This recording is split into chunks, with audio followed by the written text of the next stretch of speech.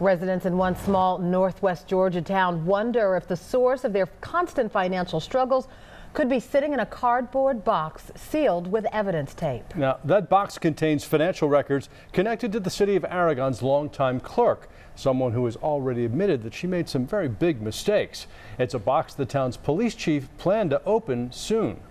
Fox 5 I-Team reporter Randy Travis is here to tell us why that just hasn't happened yet. Randy? Right portion, Rush. Yes, some small towns can sometimes provide the biggest drama. In this case, there are allegations the city clerk was not good at her job. But is she to blame for years of financial mess? We may never know unless someone decides to open the box. Founded in 1899 when cotton was still king, Aragon's original employer closed its doors more than 50 years ago. A city now left with a few retail shops, some quiet parks, and a mystery whose importance seems to grow every day. This is it. This is it. A few years ago, this little town of 1,200 people could not understand why their budget was so out of whack. They suddenly owed $350,000 in withholding taxes that had not been paid, another $28,000 in ticket fines that had not been forwarded to the state of Georgia. And who they blame for all that? The daughter of the current mayor. Lori Dunn was the longtime city clerk in charge of the money. But look at her personnel file. Severe reprimands from a previous mayor, accusing her of shoddy work habits, ultimately ruining the city's credit rating.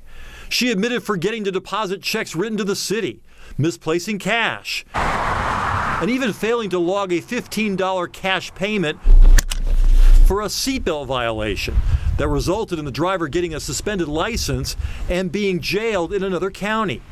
Dunn blamed her mistakes on a heavy workload and slight memory loss.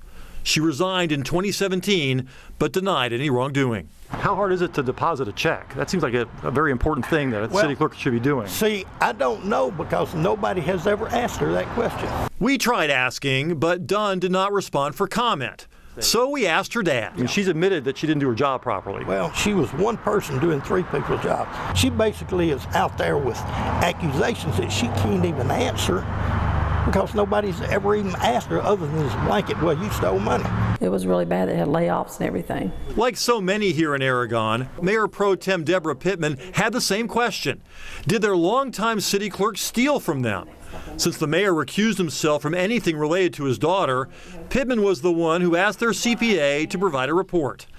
The examination was limited, but the CPA still found thousands of dollars in questionable cash advances, even more checks that should have been deposited, and personal checks Lori Dunn had written to the city that bounced.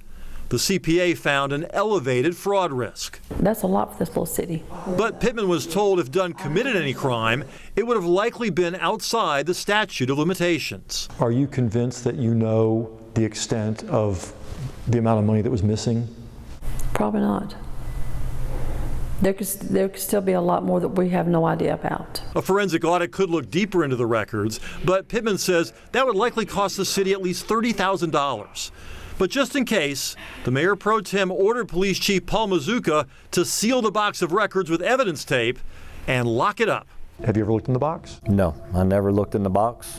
MAZZUCA became Aragon Police Chief last November, the city's fourth chief of that year.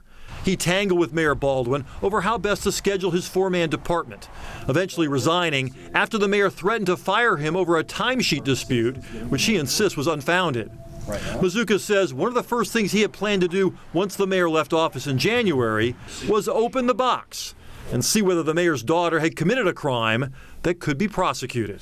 I believe if they do reopen it, they're going to find more stuff in there than what was actually investigated on the first place. He says the mayor never knew about his plans to reopen the investigation and does not think that had anything to do with his forced departure. But the fact that the box remains sealed means the city will never know the answer to a question so many here continue to ask. Can you say for sure your daughter didn't steal money? I've got confidence in her that she didn't. Well, Mayor Baldwin says he does not want those records destroyed either. He thinks they should be put back in their original files. But for now, they remain under lock and key until someone decides whether there are answers inside worth seeking. So we'll let you know if that ever changes. What does the GBI say, perhaps, about opening the box? Interesting you asked that. The GBI was called early on, but they were told, the city was told, you need to do an audit first before we could get involved from a criminal matter. It's unclear, though, whether that means a forensic audit, which has not been done yet, which is going to cost the city at least $30,000 before the GBI can come in. But right now, the GBI is not investigating. All right. Interesting. Transparency in all levels of government would seem to be the right way to go. Even in a small town. We'll see what happens. Randy, thanks.